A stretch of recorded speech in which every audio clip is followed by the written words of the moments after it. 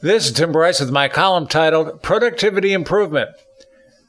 I've been using computer technology since the 1970s. I've used mainframes of all kinds, such as the IBM and the rest of the bunch.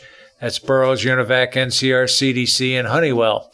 Minis, including DECVAX VMS, which is a personal favorite, HP 3000 and AS400, and PCs with Windows and the world's best operating system, OS2.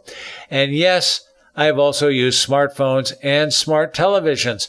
All of these machines are intended to improve productivity, and perhaps they have, but the jury is still out as far as I'm concerned. The fact remains the government does not have any analytical data to demonstrate whether technology honestly improves productivity.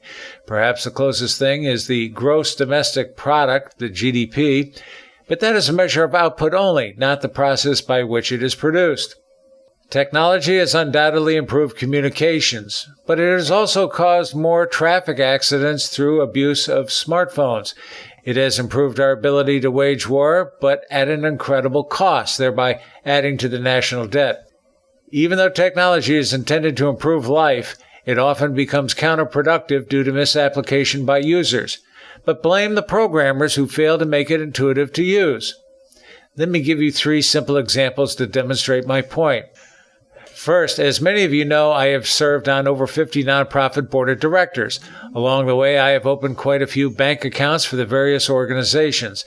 This typically required some simple paperwork, the signing of an application, and signature cards.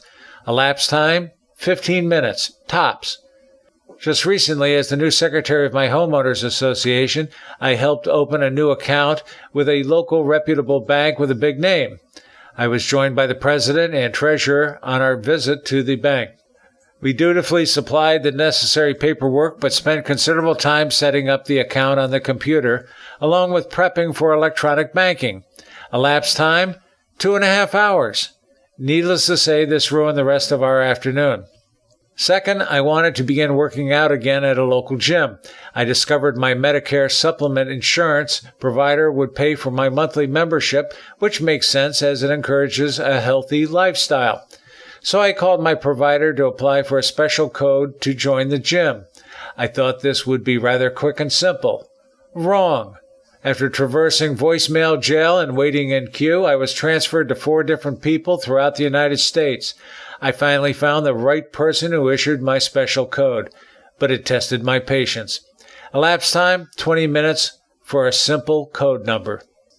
Third, my mother tried to order some new bookshelves from one of the mega garden stores. The online order somehow aborted in mid-session and asked us to call an 800 number. I was selected to make the call. They first asked for the order number, which I gave them. So far, so good.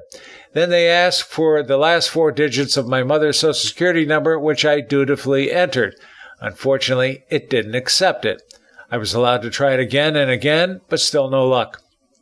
My head was ready to explode with anger. Having no alternative and no human being to talk to, I canceled the order completely. I also have a problem with the same store where you're supposed to do self-checkout.